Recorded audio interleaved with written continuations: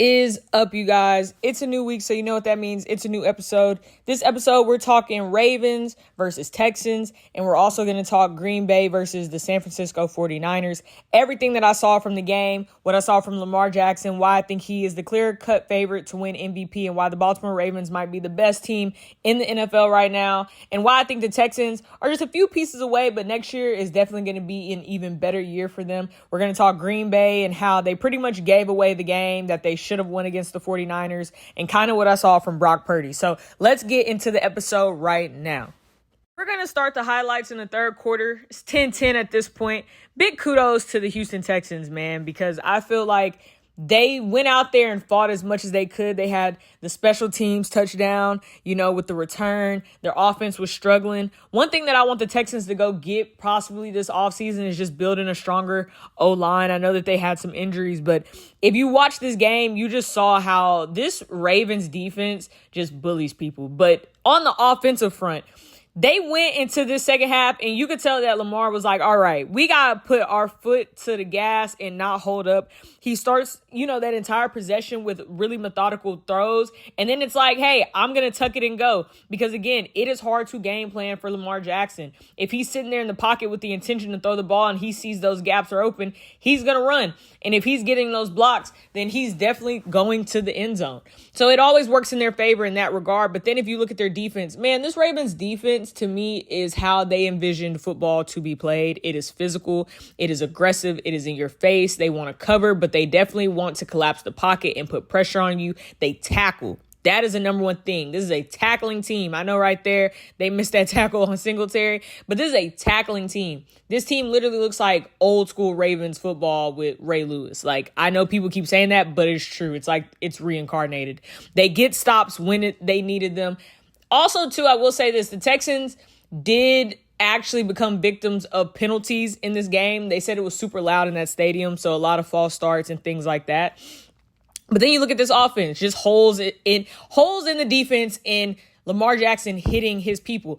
The more I keep watching the Ravens, I understand that they have a lot of skills players. He has Bateman. He has Flowers. He has, you could put OBJ in there as well, but he has Likely. They might be getting Mark Andrews back next game. And then you also have all these other intangible parts of this entire run game that they have. On top of that, you have Lamar Jackson.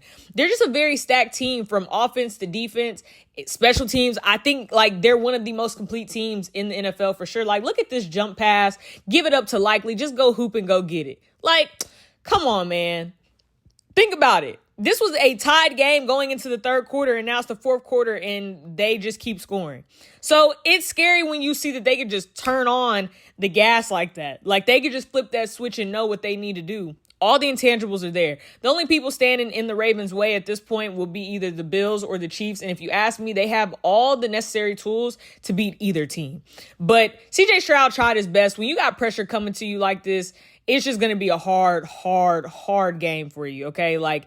He's still young. Obviously, you want to win every game. The Texans exceeded expectations this year, if you ask me. They're only going to get better. You learn from this. It's just the rookie versus the vet. Just not your time just yet, but it will be CJ Stroud's time. But I do believe it is Lamar Jackson's time. The things that I'm seeing from him this year, I don't think we've seen this before. Everyone has always said, well, if Lamar wants to be that guy, he needs to win playoff games. And now he's heading to the AFC Championship for the first time in his career. He signed on the dotted line when people felt like he didn't deserve that money, and he's making good on that promise because this is the best team in the NFL. It's really that simple. That look in his eye looks different. He looks determined. He looks healthy. He looks ready to go. This offense, I think, has opened up to him in different ways where you could tell that they've schematically game planned for him so differently. It's a free-flowing offense. He has so many options, and he has all the control and trust, and that is what you need in a quarterback like that.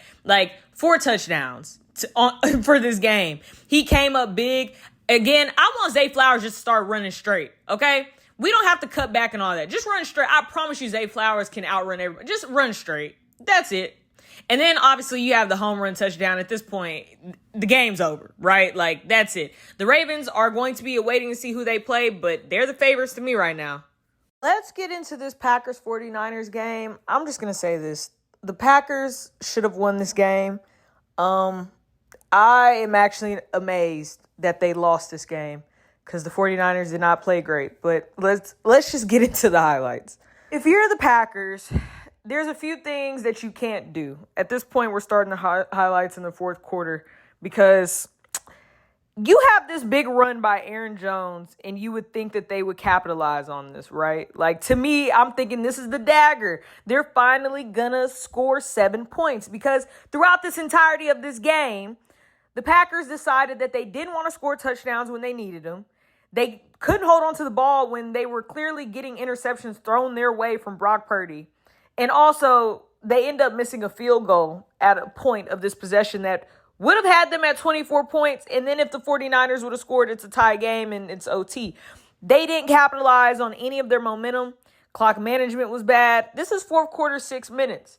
At this point, it's like, okay, you're going to kick the field goal, get 3 points. At this point, this is where Coach Matt LaFleur, they say that he prays every time the young kicker goes out there, and I see why. He missed.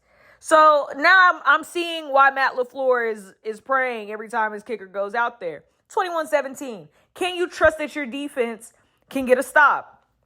Well, luckily for the Packers, the 49ers were playing bad. Brock Purdy was playing bad. But one thing about Brock Purdy is eventually he won't get beside himself and will go back to the system. And that's what you saw in this possession. Just throwing the ball wide open, trying to get it in little tight windows, not really forcing it, living to see another down. Right here, boom, just delivers it. He started to get back to the Brock Purdy we know in the system, and it worked out for them.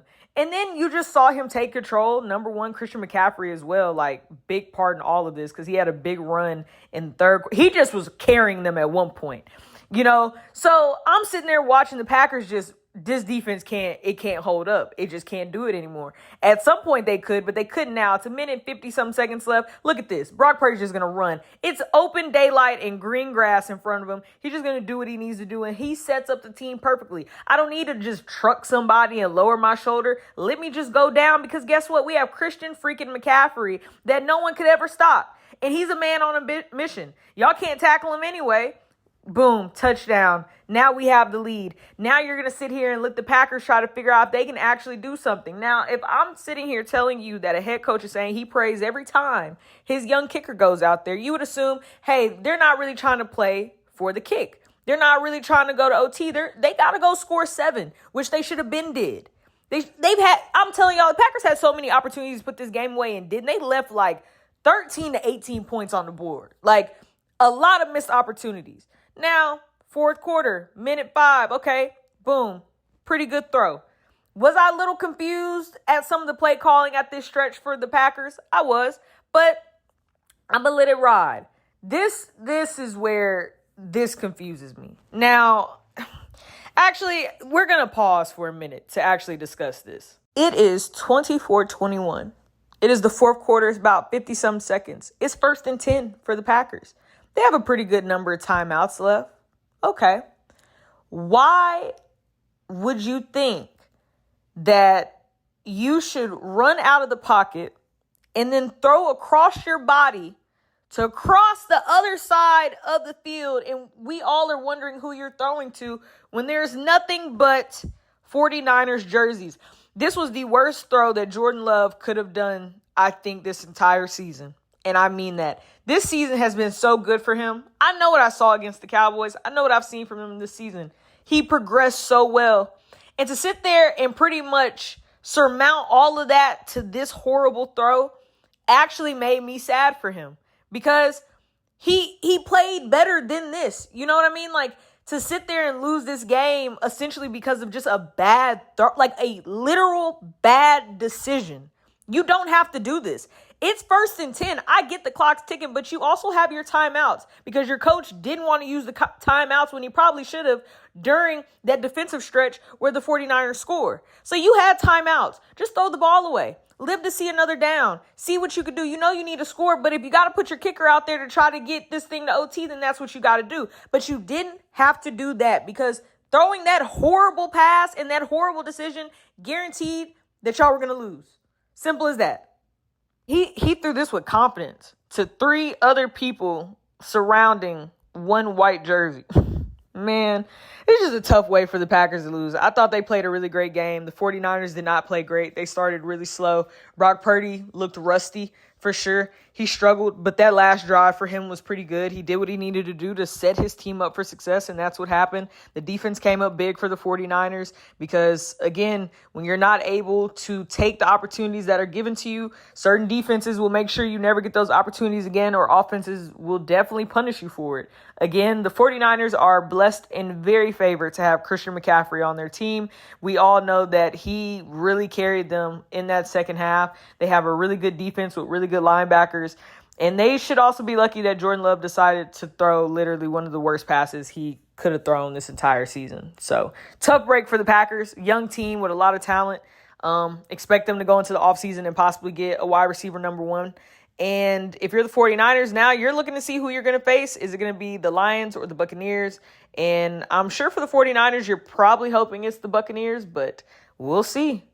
All right, y'all, that's it for this week. Remember to like, comment, and subscribe. I appreciate y'all and are so grateful every week y'all come to the channel to watch the videos and talk a little bit of ball. Tell me in the comments who you got winning in the AFC Championship, depending on who you see going with the Ravens, and who you got winning the NFC Championship, depending on who you got winning to go against the 49ers. Do you got Bills, Chiefs? Do you got, Ravens winning it all? Do you have Buccaneers, Lions? Do you have 49ers winning it all? Let me see, where y'all are thinking this might lead to the Super Bowl and who's going to Vegas, and also who you got for MVP. But I will definitely be seeing you guys next week.